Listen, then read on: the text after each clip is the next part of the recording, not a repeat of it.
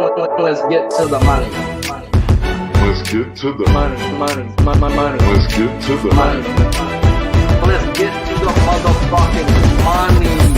Fuck the bookies, fuck the bookies. FTV screaming fuck the bookies, fuck the bookies, fuck the bookies, fuck the bookies, fuck the bookies, fuck the bookies, fuck the bookies. FTV screaming fuck the bookies, fuck the bookies, fuck the bookies. Middle finger in the air screaming fuck the bookies. Woke up in the morning, grab my little black book. Yesterday can eat a dick, cause we lost by the hook. Can't win them all, so you never see me get shook. Today's a new day, the bookmakers getting cooked. When I spot a dirty K, the 4 units getting played. Always find the value, I would never be afraid. Scary money don't win, but I'm not going all in unless I see a bet I love, then I put my balls on a bookie's chin.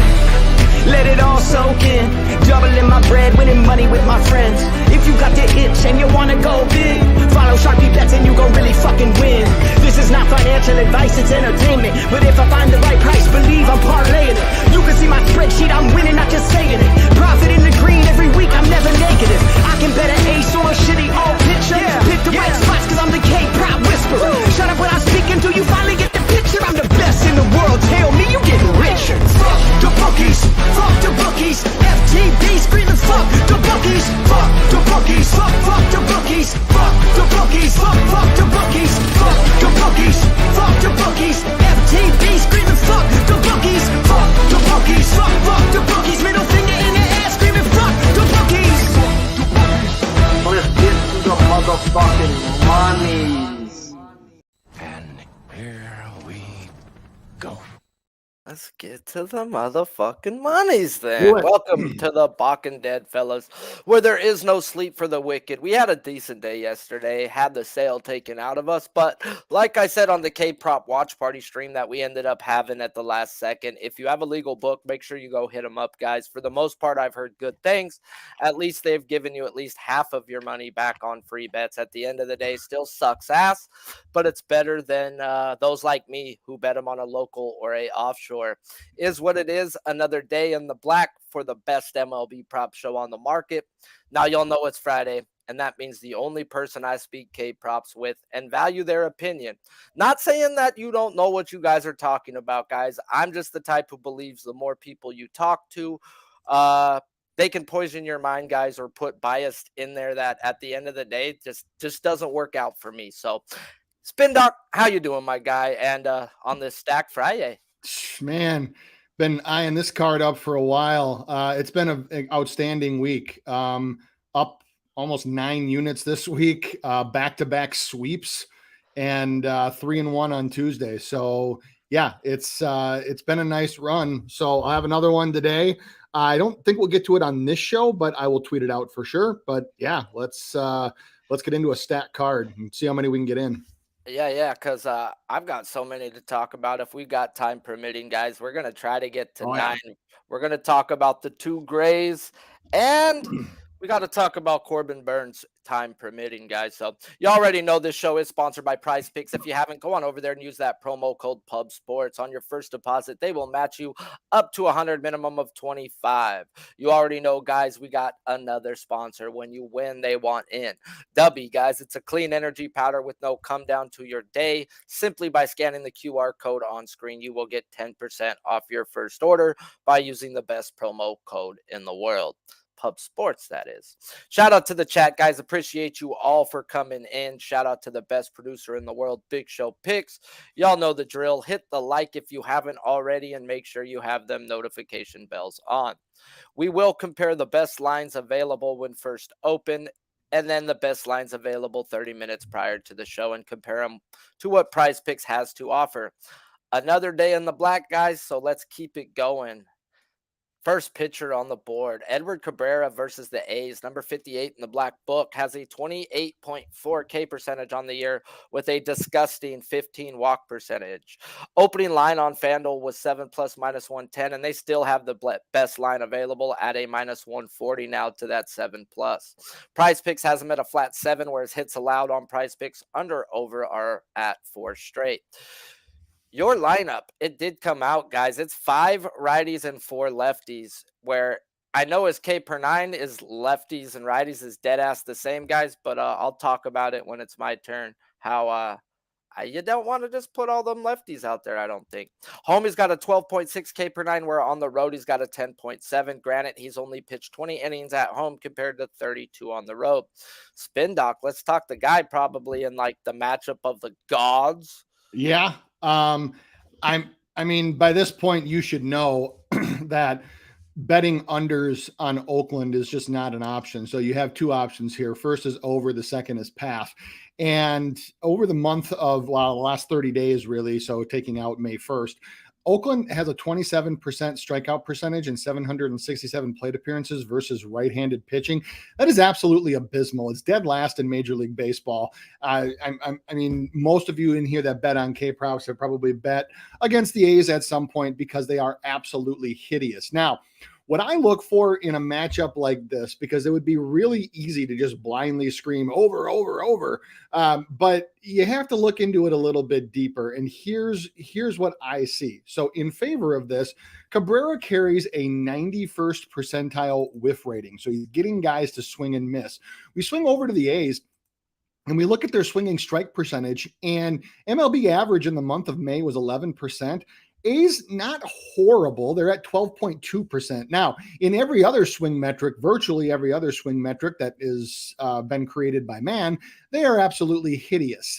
They have none that are at least one standard deviation over the average. They have 4 that are under the average, including the CSW rate. And this is where I think that Cabrera can make some hay, because the A's do have a high above average called strike rate, 17.3%. MLB average is 16.5%. That is significantly above. The problem here that I have is that Cabrera's first strike percentage for the season is only 51. His walks have been creeping up there. In Oakland against right-handed pitching, yeah, they strike out a lot. Walk ratio 8.7 for a team that strikes out so often. You would not expect that. I would actually expect a walk ratio lower. They are starting to improve their swings, but look, this is over or nothing. You have two choices here. And I don't want to ruin your thunder, Sharpie, with the lefties versus righties, because I think I know exactly what you're looking at. So I will turn it back over to you and let you have it. All right, man. I didn't even write about it. I'll just talk about it at the end, though. But that was something I think I know exactly what you're going to say. Go ahead. Yeah. So let's get into Cabrera, guys, in the great spot. And like the books know it as well, as they opened him up 1 strikeout above where he's been at average-wise all year.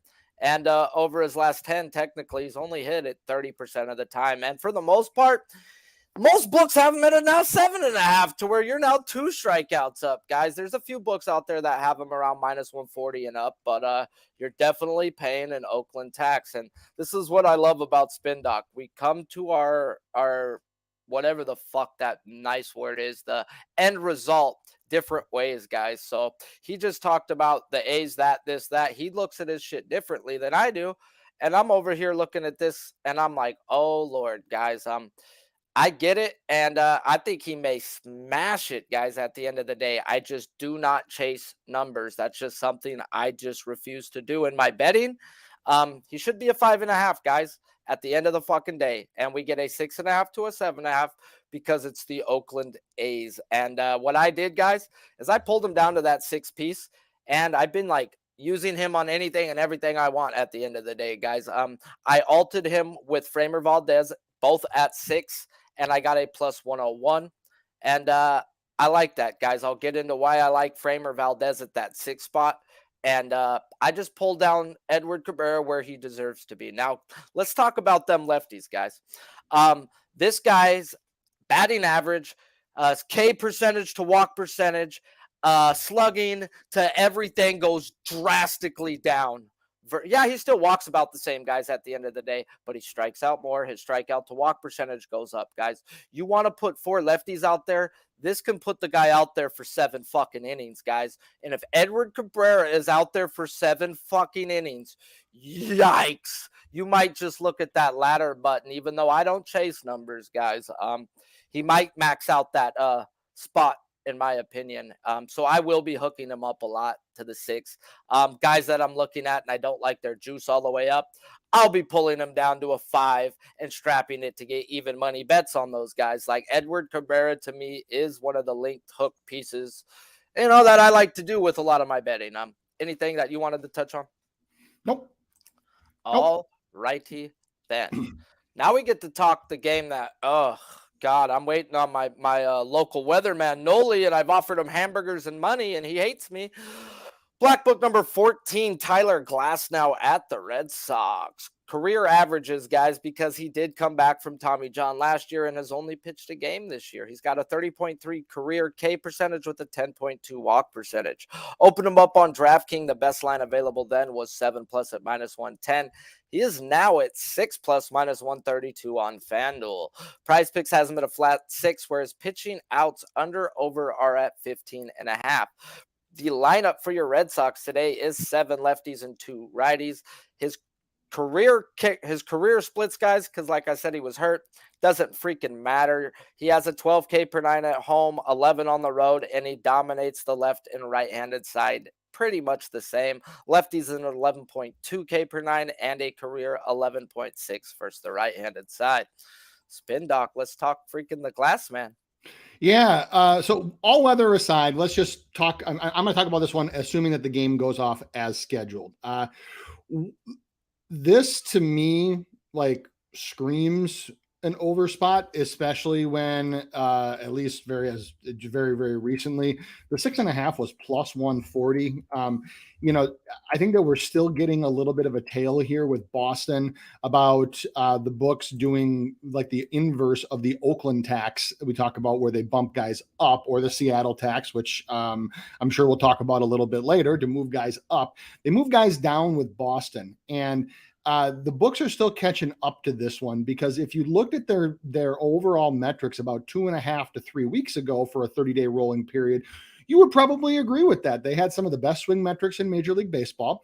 They weren't striking out.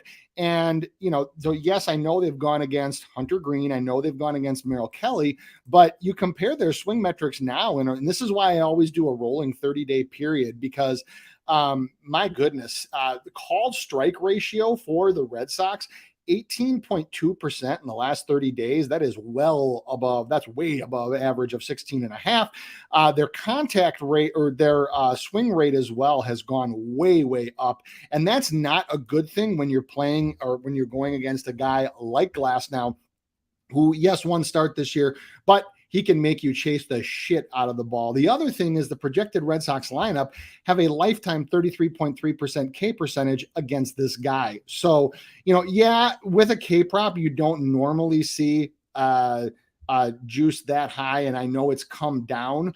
But if this game goes off as scheduled, I don't see how you can be on anything but the over here. It's probably one that I am ultimately going to pass on, but I just think taking an under with a guy like Glasnow probably isn't an option. The only thing that I'm going to give you as food for thought to maybe be concerned about is DraftKings only had his outs prop at 15.5. That tells you that he's probably only going to thinking he's only going to go 5. He's probably going to throw 80 pitches again. The Rays are not the kind of team to just let a guy just blow it open right away after coming back. They do baby their starters. So if you think that he can get 7 Ks in 4.5 to 5 innings, take a shot on it, because the plus money, at least it was like an hour ago, is well worth it. So under, just to me, just is not an option here. And if there is any serious threat of rain, I would just leave this game alone. Yeah, that's what I got to get to talking about right here is if this game goes off. Yeah, but I still had to talk about it, guys, in case we do get it pushed back to tomorrow, and we're not here tomorrow because it's the weekend. And I'll pop on the UFC show with my fellows, but let's talk about it, guys. Like he said, be very careful if they start this game. I've seen the Red Sox do this with Ohtani, guys. Knowing it was going to rain, they still ran their starting pitcher out there so they can get a delay, get only 2-3 innings versus the B starting pitcher, and go right back to the bullpens and actually have a chance, guys. Now, that's some straight bullshit. And it's really bullshit that the home team has the only say so on if the game will start or not, guys. So the Red Sox do have shady ass tendencies, and I've seen it already, so we have to temper expectations. This is a great matchup by the numbers for Glass now, as the Red Sox haven't been the Red Sox like my guy was saying. They used to be that no-fly zone. Au contraire, my friend, we getting our money back versus these Red Sox right now.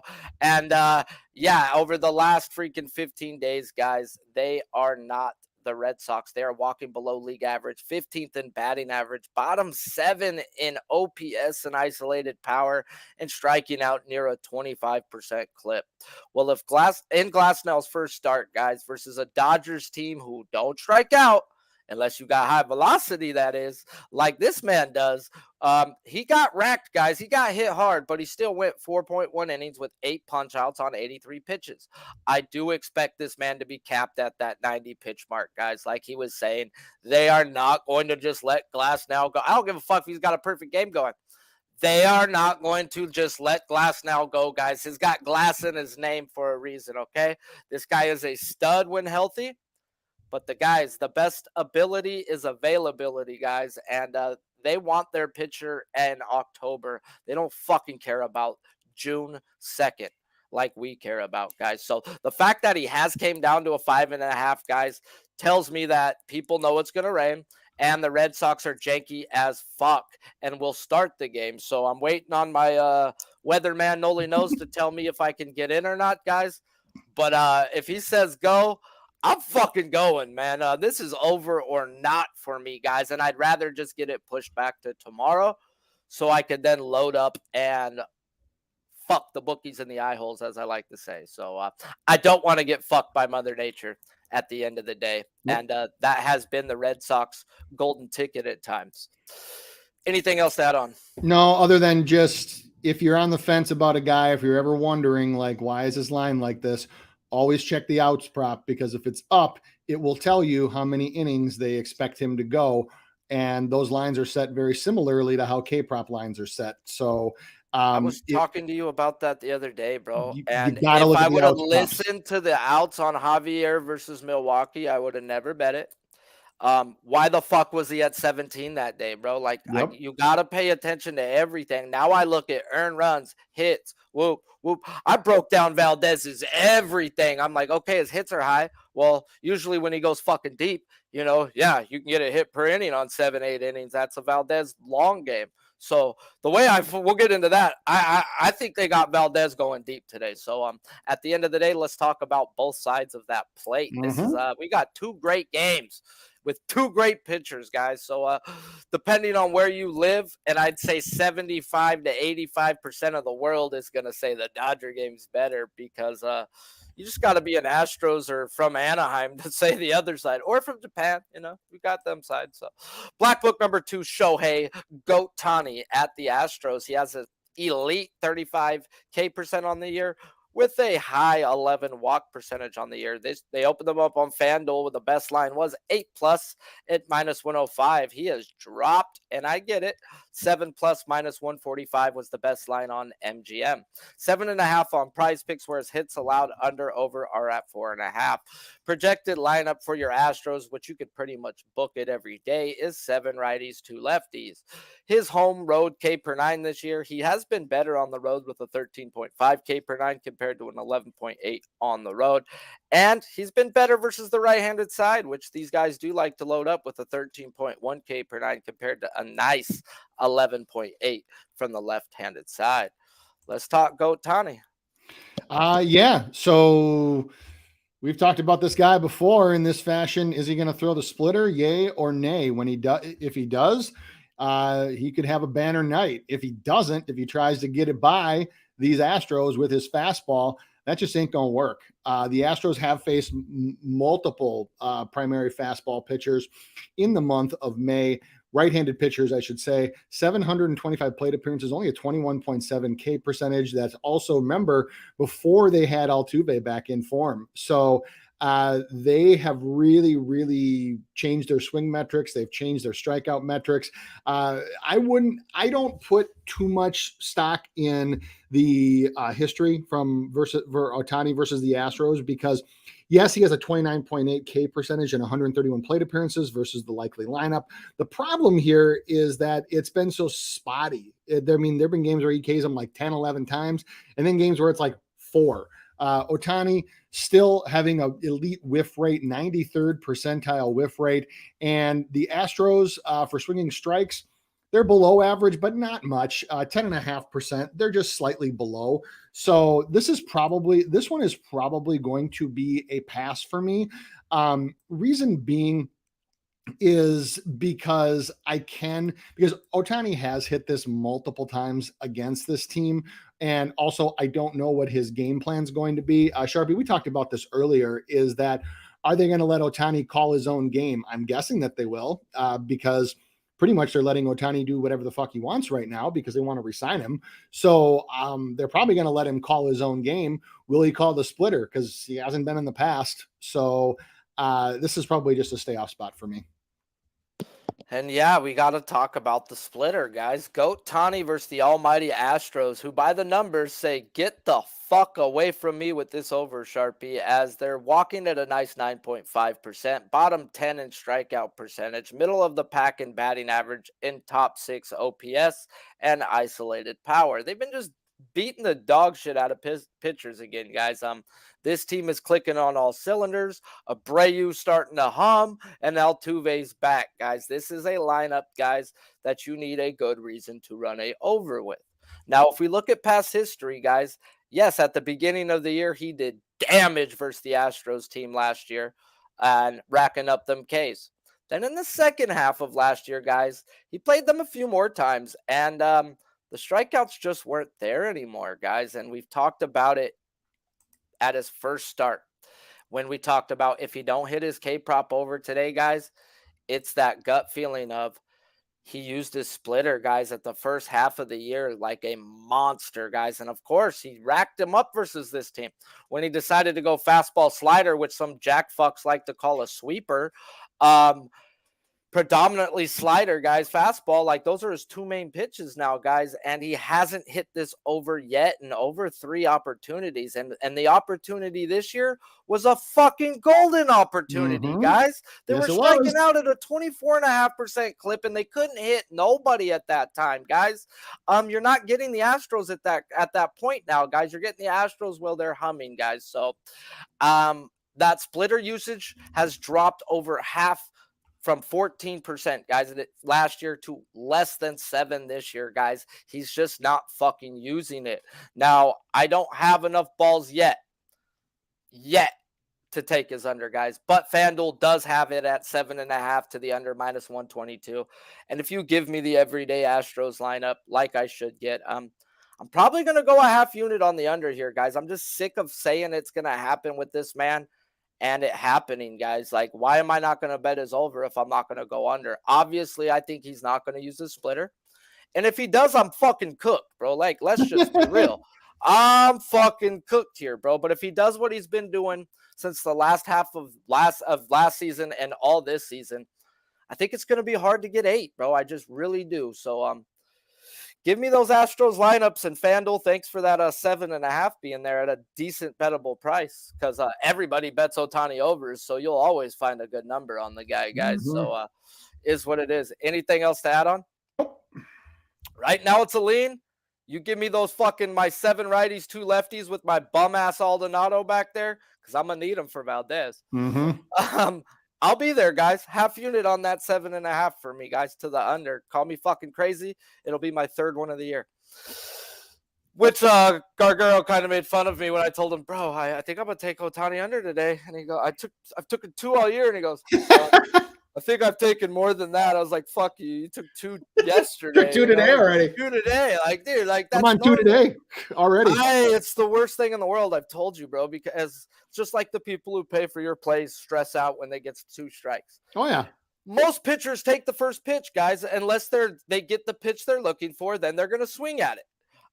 You don't waste your first at bat. If you're sitting fastball and they throw you curveball, you let it go. And if it's a strike, so be it. You don't go into 2-strike mode till you get the 2 strikes. Yep. Baseball is 80% mental, guys. You need to be guessing what's coming. You're sitting on something. And then when you get the 2 strikes, very few batters do the freaking Rizzo shit, guys, and choke the fuck up and just put the ball in play, guys. Yep. Most of these guys are still trying to swing for the fucking fence. And yeah, let's talk Framber. Did I just knock my cord out? No? Sweet. Framber Valdez, number 40 in the black book versus these Angels. 27K percentage this year with an elite 5.2 walk percentage. Opened him up last night on Caesars, was the best line at -110 at that 7+. And the best line available right now is on Bet Rivers at that 7+. Yes, there's some like -167s out there on the 5.5. Even at -160, I wouldn't call that bettable in my opinion. It has to be -150, even 155. I'll say, okay, that's a bettable number. Because would I go bet a -155 money line? Yeah. -160, I'd fucking think a lot harder. I'd be real. I don't know why, but yeah, let's just be real. So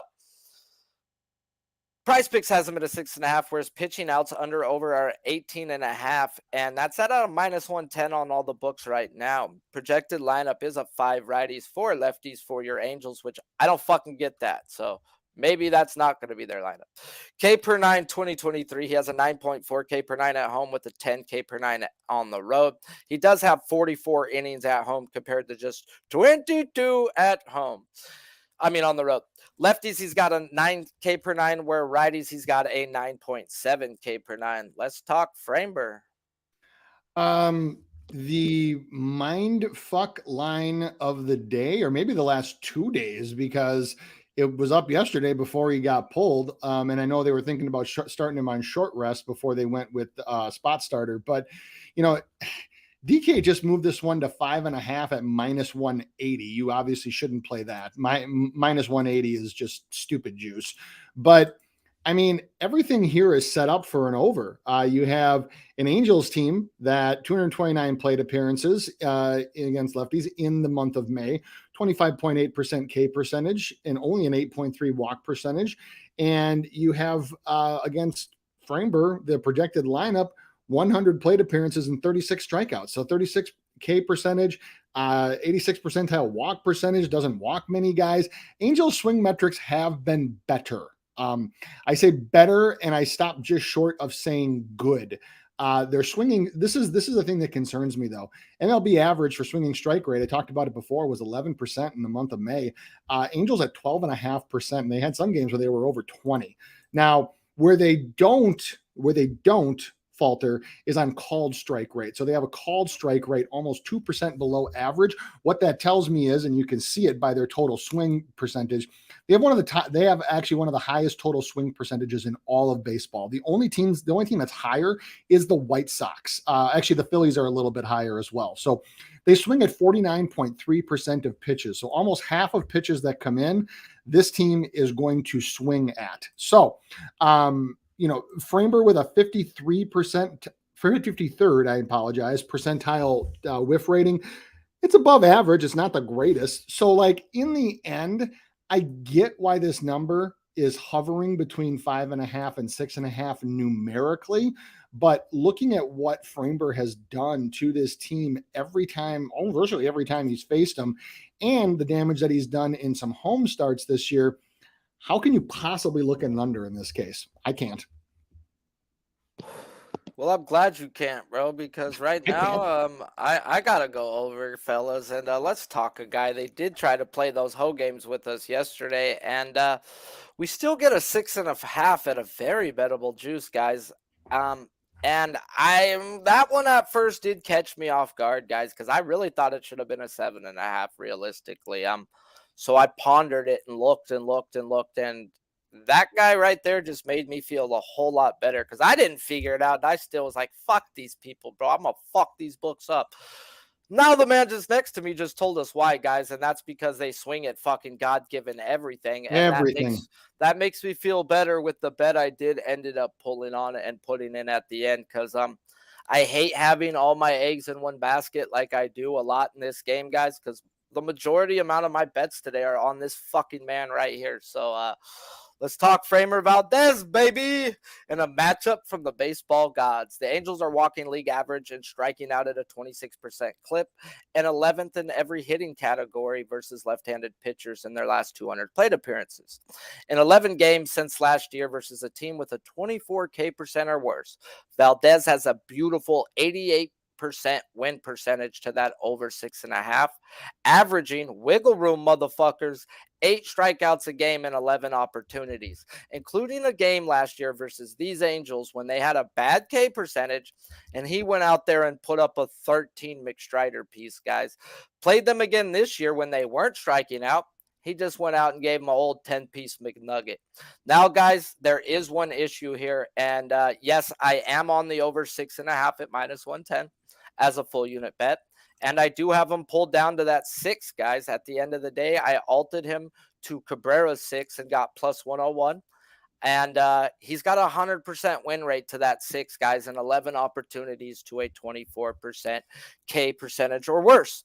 Now, at the end of the day, guys, yesterday would have been a spot that he could have been fucked with, and his innings could have been fucked with. We talked about it a couple days ago with Hunter Brown and how they don't have no off days coming up on this one, the next one, and I don't think even the next one, guys. So their pitchers would have had to pitch on regular MLB rest, which is 4 days then pitch. And that's just what the Astros haven't done in over the last year and a half. They've been a 6-man rotation type. So I'll guarantee you, Framer Valdez knew he wasn't pitching the whole day yesterday, guys.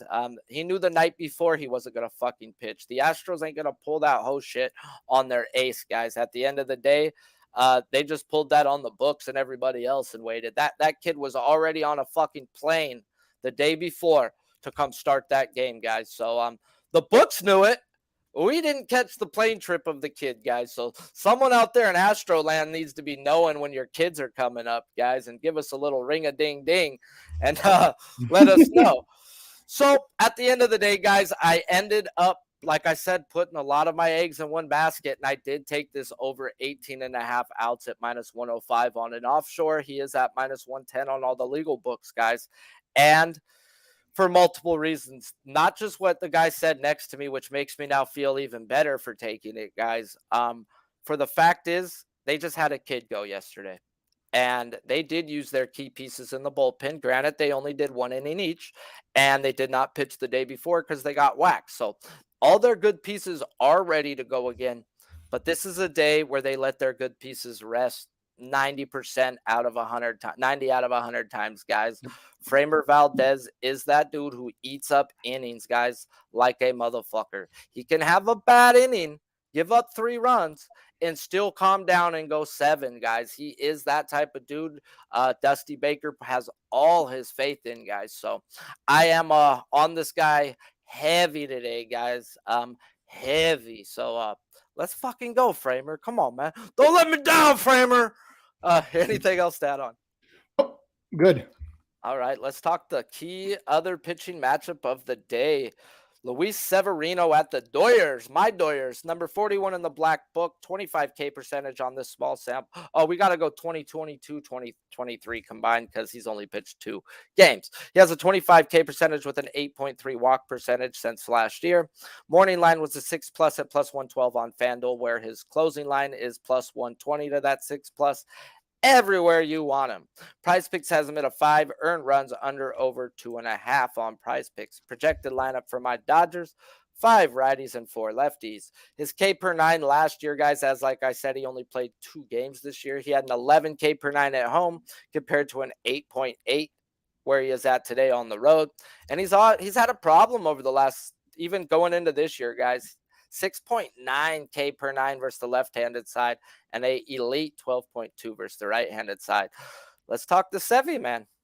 Yeah, probably one I'm going to pass on just because of the limited history for him this year. Obviously, just came back. But if you are going to look at this one, it is tempting to take the plus money on the over for this one for a reason, Sharpie, you and I have talked about a number of times, is the way to get to the Dodgers is by throwing heat, by throwing flames. Severino, at least in his first start back, this guy threw some fucking heat. In his first starts back, he's averaging 97.3 on his four seam, throws at 56.7% of the time with a 24.4% whiff rate, and the overall break of the pitch, vertical break. He doesn't have enough reps, he doesn't have enough pitches to qualify for league lead, but if he did, he would be in the top half. He actually might even be in the top third.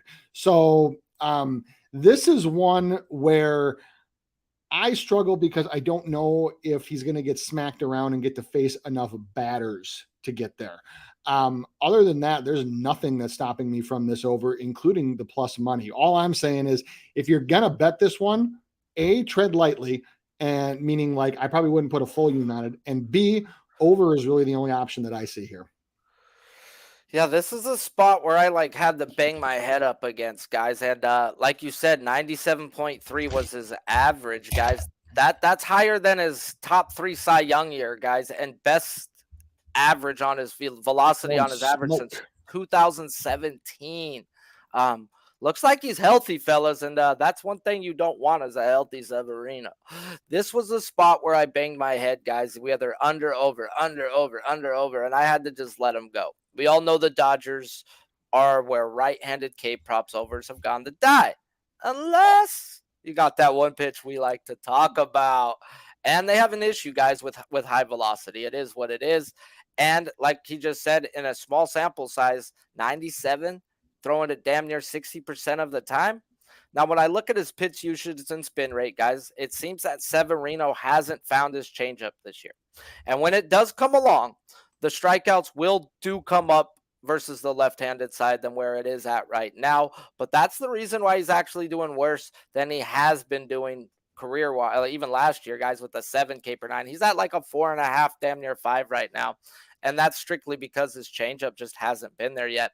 When he does get the feel of that pitch, good God almighty, guys, he will be that dude, because he's strictly predominantly right now depending on that fastball slider to put people down. And you're going to need to go to that fastball in strikeout counts to get those strikeouts. This is a team that doesn't fish often. They're not going to go out the zone. They will go out the zone to that high heat, though. So what I have noticed, though, over the last 20 days or so, guys, with my Dodgers, they're going to strike out to these high velocity guys, but they're also hitting them, guys. So like he said, he can get pulled right here. And we all know you can get booned at any given fucking time. And especially with a guy that they got a baby, bro. They are going to baby Severino, guys. He's coming back from injury. If in any time he starts to get pounded, they are going to take him. They got the Glasnow, guys. Glasnow, yes, did strike him out.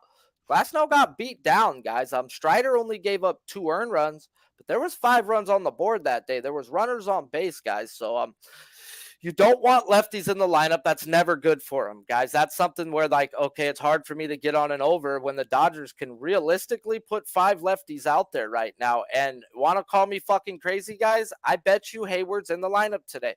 Hayward's been hitting high velocity like a motherfucker, guys. He's in the lineup versus Glasnow. He's in the lineup versus Strider. He's the one getting the fucking hits. Then we got a guy named Chris Taylor, guys, where if you want to bat him 4th, he could be fucking 1-4 for you right there. So there's just up, down, too much fucking shit right here going on for me that I can't even look to bet him under if I wanted to, and I can't look to bet him over if I wanted to. So it's just an easy pass, guys. Sorry if I ran you around the bushes on him, but no, I really think I think the Dodgers money line may be the play today, but we'll get in the Kershaw. No, it's the right decision. There's just so many question marks right now.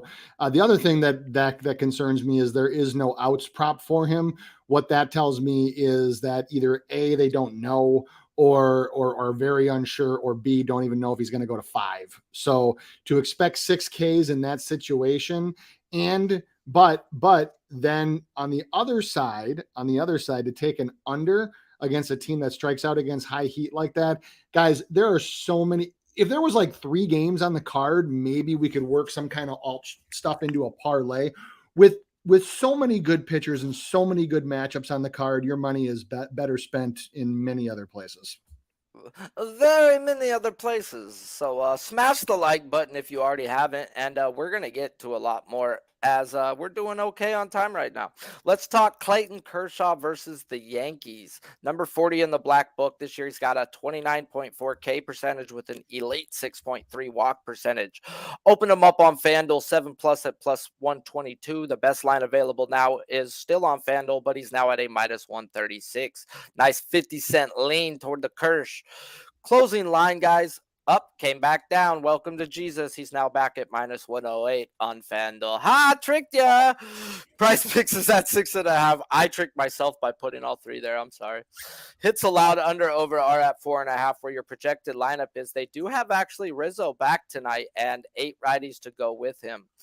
K per 9 this year, as he only got 24 innings at home compared to 38 on the road. He does have a elite damn near 13 K per 9 at home compared to a 9.6 on the road, but he has pitched 14 more innings, like I said, on the road.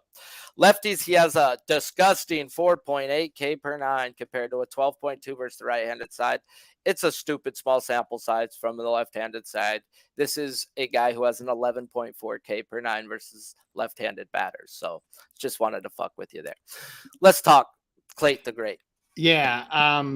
You can't put you can't put a whole lot of stock into the lefties, because if you look at the guy over the course of his career, yes, he's only striking them out at a 12% clip this year, which is obviously pathetic, but over the course of his career, 32.9. So you have to figure that over the course of the season, those will normalize, those will even themselves out. So you're probably, if you're going to cap it with math, I would probably use somewhere in the 22 to 26 range. That probably seems like a nice blended number. But when I look at this one,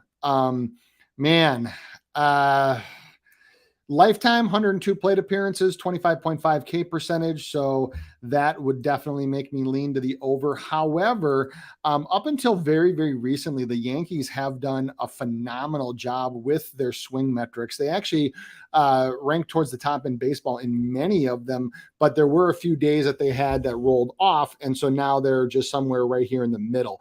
The one thing that they don't do, though, is because the Yankees do take a lot of pitches, their overall swing rate on all pitches is 45.6%, which is actually the second lowest was in May, the second lowest mark in Major League Baseball, second only to the Padres. So they're, as you would expect with a metric like that, their called strike rating is way up there, 17.9, which is up from an average of 16.5. Where I go with this one is when you look at Kershaw. Kershaw is getting a first pitch strike 68.6% of the time. And when he does, he strikes batters out over 30% of the time. There is not, to me, I have personally not decided on this one way or the other yet. I do want to see a final lineup, even though I do think it's going to be very close to what you had said with the with 7 righties. They might run Allen, who's a switch hitter, and then Rizzo's lefty. But if they do that, this is probably going to have to be an overlook for me. I also do want to see the umpire. Why that matters to me is because if we have an accurate umpire or especially an accurate pitcher slanted umpire, then you can get Kershaw to get a lot of those first pitch strikes and keep that number well in that high 60s range, which then, like I said, the follow-up to that is he strikes guys out over 30% of the time. So for me, this is an overlook or probably just going to pass. Yeah. Shout out to the 80+ live, man. You're lucky I didn't look at this earlier because Razor had to go off on you guys, man. If you can't hit the fucking like button, then leave. How about that? Y'all wanted me to see me rant, bro? Y'all on my show, watching my shit, playing our plays, and you can't hit the fucking like button? Go ahead, hit that exit button and dip, guys. I don't ask for much, and you're more than welcome to don't let the door hit your ass on the way out. So shout out to all the real ones up in here, though. I appreciate you guys. I know the ones rocking out here, and LJ going to the goddamn game tonight. So have yourself a blast at that Ohtani Valdez. Take some pictures. They last a lifetime, bro. At the end of the day, I had to buy a good camera because I went to too many World Series games and couldn't tell the players except by the jersey number because it was blurry and I had a shitty phone. So appreciate all you guys in the chat, guys, and we're going to get to a few more after I talk my favorite pitcher in baseball. Now we talk Clayton Kershaw, guys, after back-to-back clunkers, which you can't say that often. Matter of fact, guys, you can't say that over the last year and a half. Now he gets a Yankees team by the numbers who are destroying left-handed pitchers. They're top 10 in average, top 5 in all power departments with a disgusting 273 isolated power versus the left-handed side. 170 guys is considered great. They're 100 fucking points better than that. Equally Shingalo, man. Well, I had to go back a whole month to get those numbers, as they've only had 178 plate appearances versus a left-handed pitcher. So I go back to see who have they faced that I would bet on, and how about only one of our pitchers in the book, Shane McClanahan, who by the box score had his worst game to date. But hold up, swolled up. He was cruising through the first 4 innings, guys. Then the worst thing for a pitcher who is in a groove happened. The same thing that happened to Musgrove yesterday. And that's when your half of the inning turns into 2 innings of normal work as you sit for 30 minutes and watch pitcher change after pitcher change after fucking pitcher change, guys. And you have to come back out there and still have feel for all your shit, guys. And McClanahan fucking fell apart, guys. I don't knock him for that. I wrote a note next to him knowing what was going to happen. And same thing with Musgrove's no-hitter yesterday, guys. I knew it was going to die because of the fact that they were batting for 30 minutes, dude. And I'm like, oh, no. Oh, no. I know certain books you could have bet, will the no-hitter die? Oh, fuck, I would have loaded up after 30 minutes of him sitting down, guys. We would have paid our bills off of old slow Joe Musgrove. But is what it is. Life's a bitch and you marry one, and let's talk about it, guys. So, yeah, this guy right here, we're going to talk about it. We ran into this with Kershaw versus the Brewers, guys, when we're talking about oh, my bad. I got all stoned and skipped where I wrote to. So let's talk about it. My bad. So Kershaw did run into that same problem with the Brewers that Musgrove ran into, that McClanahan ran into, guys. Kershaw had a 30-minute inning, and he walked the first batter, gave up a single, and then he got out of the jam, guys, to then go hit that 8 strikeouts, where at the time he got pushed up to 8.5. So some people did get hooked. I'm sorry, bud. They fucked you there on your local. It was like plus 185, bro. It was a crazy, stupid number, bro. It was like, I'm taking it, bro. He had every opportunity, bro. And they got Dave Robertson pulled early, so whatever. After 7 innings, like 78 pitches, let's pull Kershaw. Why not? And I mean, when they have a lead, bro, it happens. That's what sucks. So it's baseball. And let's talk this guy, guys. So like I said, the first inning, if the first inning goes quick and Sevy doesn't have an explosion, Kershaw can be out there for 6 innings and 9 strikeouts, or 7 strikeouts and 7 innings. So either way, for me, this is over or nothing.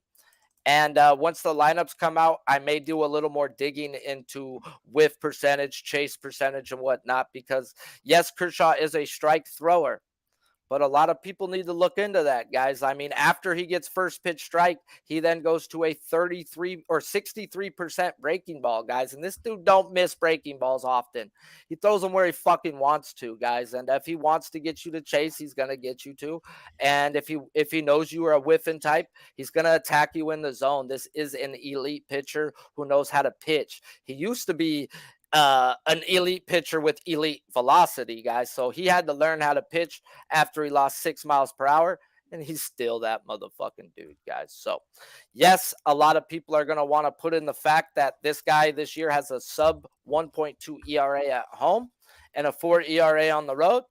And I've spoken this 100 times, guys. He gets the best mound at nighttime in the best part of any ballpark in baseball. You ask any pitcher who's pitched at Dodger Stadium at nighttime, ask them what their favorite mound to pitch on in a night game. Every fucking one of them will tell you Chavez Ravine, guys. Something about that cold night air where the ball dies, guys. The beautiful backdrop. It's a beautiful thing, guys, when you got Dodger white everywhere. The baseball's white. It's just so many things play up to the pitcher in a night game in Dodger Stadium that a lot of people will not ever take into effect. So if Kershaw was Kershaw right now, guys, I would be all over my man today. I would be on this minus 130 or wherever the fuck this money line went, guys, because I do think we get to Severino right here. And I'd actually look to back my guy for 7 before I did full game, because I'm backing Kershaw versus Severino here. I don't give a fuck what happens in the bullpens. Now, my problem is this, we've talked about it, guys, is Kershaw has not been Kershaw since his mother passed away. You cannot cap that shit, guys, at the end of the fucking day. This is a situation where the numbers say no, but I would only look to go at the end of the day. He has career numbers at Chavez Ravine that say go, but I don't bet ifs. I need to see my guy go out there and deal. But like I said, guys, he hasn't had 3 games since last year with giving up 4 straight runs or more, guys. He's given up 2 games in a row, 4 earned runs or more. Everything in it says he's healthy. It's just now, is Kershaw going to be Kershaw? And if I was to say yes, and all the numbers that I look at when Kershaw has been shelled, oh, God, you're going to get an angry Kershaw at home at Chavez Ravine. Golly, man. Like my guy just said, it's either over or nothing. And right now, I got to just let it go and watch the game and enjoy it. A lot of people are asking questions. I'm not going to get to all those guys. We're going to talk 3 guys, and let's talk a little Corbin Burnes first. So Corbin Burnes. Oh, man, go ahead. I'll talk him a little bit. So Burnes, I did want lefties to get involved with. They obviously put out the lineup with only 2 lefties out there. And yes, his velocity is down 1 mile per hour for those that looking at it, but his spin rates are exactly the same if you want to go look at all that compared to the last year. Now, with a 1 mile per hour drop off in velocity on his cutter, guys, now the league is now hitting 248 off that pitch compared to just 213 last year, guys. And his put away percentage on that pitch has fallen through the roof to a disgusting 16%, guys. So he's not getting people out with it. His changeup and curve are still deadly, guys. And their spin rate and velocity's up to par, but their put away percentage is also down on those 2 pitches as well, guys. So the fact is, I did want lefties is because he's been dominating lefties. Not that he's striking them out. They're not hitting him, guys. And the more I can project a guy to be longer into a game, the better opportunities I got to hit this, guys. So yes, the strikeout percentage says play it. And it's either over or nothing. And I'm content not betting Corbin Burnes today. What do you got? Yeah, I think that Sonny asked this question earlier about Burnes's about Burnes's velo, and yeah, it's better than earlier in the season. It is not back to where it was last season. If that's basically the upshot of it. But as far as the strikeout prop goes, based on how this line is set, from what Burnes has done, I mean, it's clear that they think he's going to go over here. That's what the books think.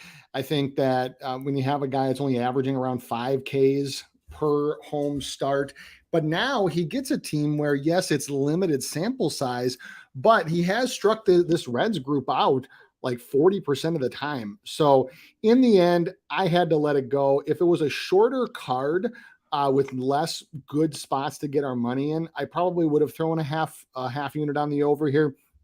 But Burnes needs to show me over a period of time, not just a handful of starts for me. I was well, like you said, I went and ran their lineups through and seen what their K percentage were. And there are some guys that fucking strike out in this lineup, guys, and there's some guys who barely get any at bats towards the end. And there's some guys who don't strike out, like Jonathan India at the top. So I think it might be a good live betting spot, guys. If he goes through the first inning, doesn't get a strikeout, I think they're going to come towards the back end of that lineup, guys, and you'll get a good jump on the books if he does put up a goose egg in that first inning. That's just, and what I noticed too is he's only thrown his sinker 8 times, but he's throwing that damn near like 96.5 miles per hour, bro. Fuck. Can you throw that a little more there, bud? Like, fuck, your fucking fastball's at 95. Like, or 94, wherever the fuck it's at right now, bro. Your sinker ain't, but you've only thrown it 8 times, you fucking cuck. So let's talk John Gray versus Seattle. Now, I had to leave him be for a while this year, guys, but when I went and checked his velo and spin rate, They're back Mm-hmm. to where they should be, guys. And after what he did to an Orioles team for the second time this year, John Gray is fucking bet on, bro. And I'm taking this over 6.5 versus Seattle, guys. By the numbers, this says it's a great spot for a guy who's pitching really well at the moment. 1 earned run in his last 4 games, and every start he's given up 1 earned run. He's pitching great, getting a Seattle team by the numbers that say this is a baseball spot. I talked about this, guys, at the beginning of the year, guys. People may have thought I was crazy, but I said by DeGrom being here, this was going to pay dividends to John Gray. And of all people, guys, it is paying dividends, guys. This is the same type of pitch mix as DeGrom, pitch mix. He throws predominantly fastball sliders. Well, I knew by them signing DeGrom, he was going to teach him the trick that Scherzer taught him. And that's throw a fucking curveball to get a first pitch strike, guys. And on the year, John Gray's already thrown 66 curveballs, 66. I know that don't sound like a lot. He only threw 88 all fucking year, guys. So he's on pace to double up that average, guys. And he's using that pitch to get strikes right now, guys. He's now learning how to actually get strikes, guys, because they're setting up fastball slider. They're picking those two. You throw a fucking strike for a curveball, you get that automatic free strike, guys. And John Gray's using it a little bit, though. And he's pitching really well, guys. So thank you. Thank you for sending DeGrom over there, guys, because it's helping this man. What you got on John Gray? I couldn't have said it better myself. You know, he did start the year shaky, but I mean, the other part of this too is looking across the dugout at your opponent for this one. I mean, Seattle is in the same boat as Oakland. I mean, is it really possible to play an under right now, really, regardless of what it is on the Mariners? I can't. When I look at swing metrics for this one, and I look at teams that are significantly below or above, depending on the category, average. I mean, Mariners contact rate outside the zone, well below. They're almost 10% of under league average for contact rate outside the zone. Contact rate inside the zone, they're almost 3% under. Pitches right down the middle of Broadway, they're 3%. That's a lot over the course of a game and season. Swinging strike rate, 13.4% compared to an MLB average of 11. I mean, I could go on and on and on, but this team is so undisciplined. They are so impatient, and they just have periods where they just fucking miss everything. So if you're playing Gray tonight, you're playing the over. End of story. End of story, guys. Now we're going to talk the other Gray real quick, and we've been way past the hour mark, so we're going to stop after this guy right here, guys. And Josiah Gray, right now it's just a lean, no bet, but he's pitched well versus the Phillies 3 times last year, hitting the over only 1 of 3 games, and he got cracked the 3rd game. But all those were in a 8-game span, guys. So in less than 40 days, he's seen them and got cracked the 3rd time. That's baseball. Whip-de-doo. Now, the Phillies numbers, guys, over the last 15 days say go, gadget, K-prop, as they are striking out. But they are walking out at a nice 9.2%. But they're not hitting the fucking baseball right now, guys. This is just a lot of guys are struggling. Turner's one of them, guys. So when every time he's seen them last year, the numbers said no to a K-prop. This time they say yes, guys. And if they do put in more right-handed bats than lefties, I'm going to look at this 4.5 over. I will not pay the minus 144 juice on this man.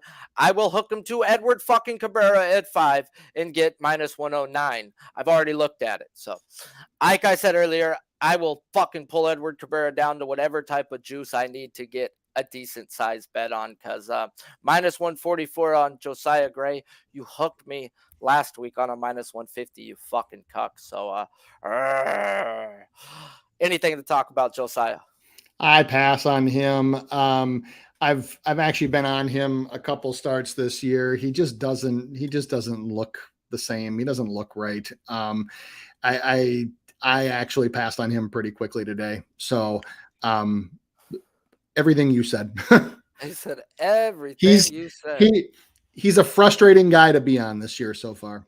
So far he's been very frustrating. He's a guy where guys that typically lose my interest for overs are guys that I have to continually unnecessarily sweat on. Unnecessarily. And I we had I to wanted to go unnecessarily check sweat Otani. too many times. I What's wanted to that? check Otani real quick. Yep. Every book's moved them to 7.5. They were getting too much under money, bro. They wanted that medium 6.5, 7.5. They think he's dead set on 7. And that's where I had him at today, bro. I just think that 8's gonna be fucking tough, bro. And Yep. I'm getting better juice on that under. On the road. And I got the lineup. Sharpie gonna put in that half unit bet, fellas. So yeah, let's talk a little bit of recapping real quick, guys. If you are just showing up for the recap, please hit that like button. It does help the algorithms more than you know.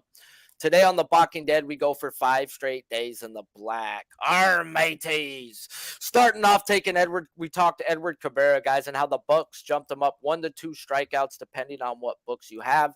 A Oakland A's tax, if you may. I say ladder if you want to go. I'm also the type of guy that do not chase. So I pulled him down to 6+ and tied him up to Valdez at 6+ and got plus 101 on a nice alt parlay. Then we talk Tyler Glass now, and weather permitting, guys, I will be on the over today or tomorrow if I can see a gap in today's rainstorm that is projected to come. Then we talk 2 games, both pitchers, guys. We talked Shohei Ohtani, and I'm going to put a half unit on this under 7.5, guys. It's at minus 118 on most books, and go check the breakdown if you want to see the big, tiny baby nuts that I have. Valdez over 6.5. I am also on, guys, at that minus 110 range. And like I said, I also have them pulled down to the 6 alted. I put a lot of my eggs in this basket today as I took them over 18.5 outs because more often than not, I think it's going to be a struggle to hit that number 7. And I think it comes in the 7th, maybe even 8th inning, guys. So I did jump on his outs as well. Great matchup for him. So go out there and do your damn thing, big hoss dog bog. Then we talked the great pitching matchup between the Yankees and Dodgers. Severino versus Kershaw. Severino was just a complete stay off. I could see both ways, guys, and I just don't want to fuck around and find out. Clayton Kershaw, guys, the lean is over, but it's just a lean, guys, as he hasn't put together a solid start since the passing of his mother. If there was an antidote, it is Chavez Ravine, where he will be at tonight. And like I said at the beginning, guys, we are now going to add in the timestamps for those who are busy and don't have time to watch the full shows every day. At worst, I will just put in the recap with the bets. At best, I will put a timestamp on all the pitchers that we talk about that day. I tweeted it out, guys, this morning, and Big Show will drop the link in the chat. Do me and him a favor. Check it out and tell me what you think and how it can get better, or if you just like where it's at. It's on tomorrow's UFC card, guys. Kai Kara freaking France at Albazi, guys. This should be on a pay-per-view card, and we get it for free, guys. So go check out the fellas. Big Show, Mills, and Billy talking UFC with the boys and like a backyard phone call, Discord type if you've been in those situations. I appreciate you guys for tuning in to the best MLB prop show on earth, The Balking Dead. And I appreciate you, my guy Spin Doc, for joining me on this Friday. Thank you for having me. Tell them where they can find you and what you got going on. Yeah. So at Spin Doc Sports, we won my public play yesterday, my tout prop with Gausman with super easy over. But you know what? Sometimes you got to take the layups. So there will be another one coming up. I will post that very, very shortly. Just getting all the detail together for it right now. Man, yesterday was fucking layup Thursday, bro, and they fucked me with sale, bro. Like every fucking full unit play was just easy. Easy. Like, damn, bro. Fuck. Thank you, God. But then again, not thank you, God. So, just fucking around, guys. Hope you all had a good time. Appreciate you all for tuning in. You all stay deep today. Smash the like button on your way out, guys. This show is sponsored by PrizePicks. If you haven't, go on over there. Use that promo code PUBSPORTS and get a match deposit of $100 on your first deposit, minimum of $25. Until next time, I'm Sharpie's Bets. He's Spin Doc Sports. This show is produced by Big Show Picks and on Pub Sports Radio. Some say we be pubbing. I say our mateys! Keep firing, assholes!